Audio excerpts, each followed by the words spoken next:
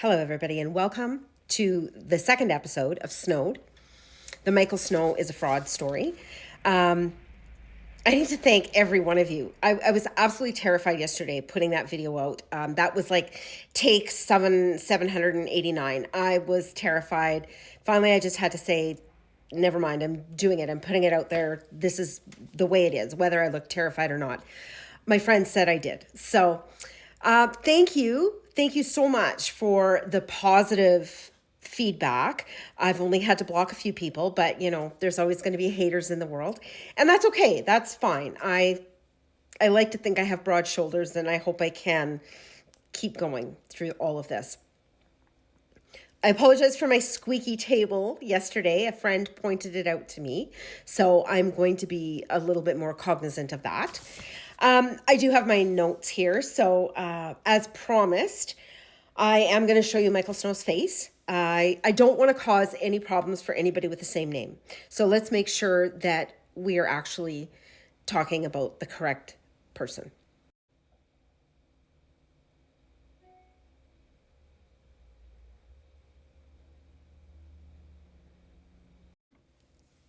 Look at that. I think I've successfully inserted a picture of Michael Snow. And that would be taken from his Facebook profile where he's pretending he's a pilot or flying. He's not. I am a TikTok newbie, so please be gentle with me. I'm doing the best I can. This isn't something I wanted to do. This is something I feel like I need to do. So here I am. Mike is 52, by the way, at this point. And yeah, so this story starts in the fall of 2017. I met Mike on a dating site. I think we matched on both Bumble and something else. I'm not sure. However, I didn't really hear back from him for a few weeks, which was fine. Let me back up a little bit, and I do apologize if I am jumping around. It's hard to keep all of the thoughts in place, and bear in mind that this was 6 years ago. I was a happily divorced woman, happily divorced. I was living my best life. I had just liquidated a business and I had started a new business. I was very successful in what I was doing. I drove a brand new car. I lived in a beautiful character home that I really enjoyed decorating and, taking care of my yard, my garden, planting, that kind of thing. I had great friends. I've lost some great friends. I've gained some great friends through all of this. But just to give you the background, I was very happy. My retirement was set. I knew what I was doing for the rest of my, working years. I had investments. I had money in my savings account. I was going to do a kitchen reno and a bathroom reno before Mike came into my life. So, as well, I was divorced for probably 5 years at that point. And I had purposely not really dated. I wanted to heal from my divorce. And I really wanted to be able to stand on my own 2 feet. That was for myself.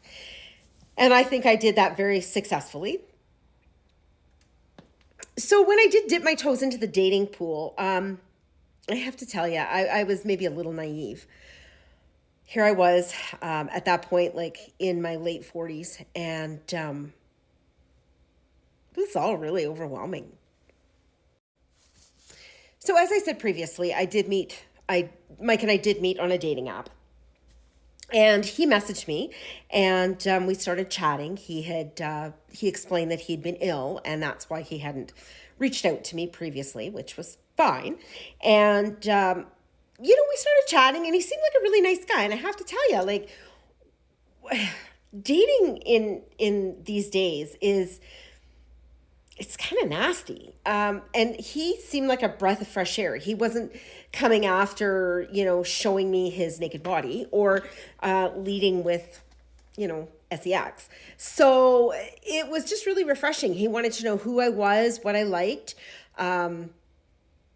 He wanted to get to know me. And that was really intoxicating, to be quite honest. I'd come from a 25-year marriage where I'm not sure that my ex-husband could tell you who I am as a person or my likes or dislikes with a gun to his head. I just don't think even after 25 years he knew who I was as a person. So it was really refreshing. Somebody wanted to know who I was. So I'm not sure if I mentioned it previously in the first video, but Mike did serve time in prison, and he was very upfront with me about that. And I really admire that. I mean, someone that's going to be that upfront with you right away. And he answered all my questions, and he told me, you know, he was very upfront. I want you to know that I'd been to prison, and yes, I committed this fraud. However, I didn't know it was fraud at the time. And, you know, this is all that happened and blah, blah, blah. Oh, wow. Like, wow, what integrity to make sure that somebody you're dating knows upfront. That sounds like a really nice man.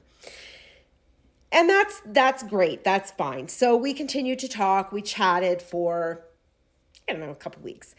And he mentioned his last name in one of the stories he was telling me about his time in the military, which didn't happen, by the way. And so being, you know, a smart woman, or so I thought, I Googled his name.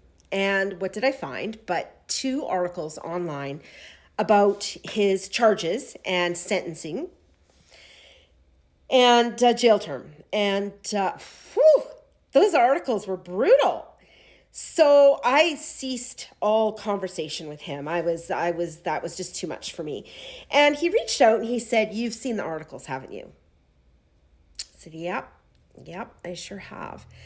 And he said, "Well, you know, here's the thing. I told you, but there's 2 sides to every story. And I wanted to really be able to tell you more detail face to face." And I said, "Well, you know, I'm just not really sure. This all sounds pretty sketchy." And he said, "Well, you know, ask me anything you want." And so I did. And if you do happen to Google these, all you have to Google is Michael Snow fraud. And that's the first thing that comes up. You'll see the 2 articles I'm talking about. And I asked him, I questioned him about everything in that article. And he had an answer like that for me.